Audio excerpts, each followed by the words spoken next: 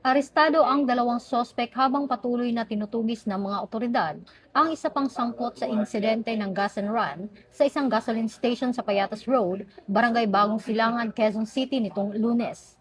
Ayon sa National Capital Region Police Office, nagsagawa agad ng follow-up operation ang mga pulis na nagresulta sa pagkakakilanlan at pagkakaaresto ng dalawang sospek habang nagpapatuloy ang manhunt operation laban sa isang individual upang mapadagot sa naturang insidente.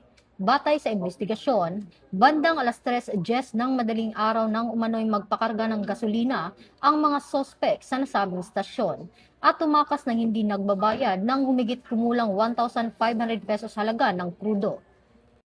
Inihahanda ng mga otoridad ang kasong estafa laban sa mga naarestong sospek na isa sa ilalim sa inquest proceedings sa Quezon City Prosecutor's Office. Muling pinaalalahanan ng pulisya ang publiko na agad i-report sa pinakamalapit na himpilan ng pulisya ang anumang kahina-hinalang aktibidad upang mapanatili ang kaayusan at seguridad sa komunidad. Ito ang bagong PNP para sa bagong Pilipinas, serbisyong mabilis, tapat at nararamdaman.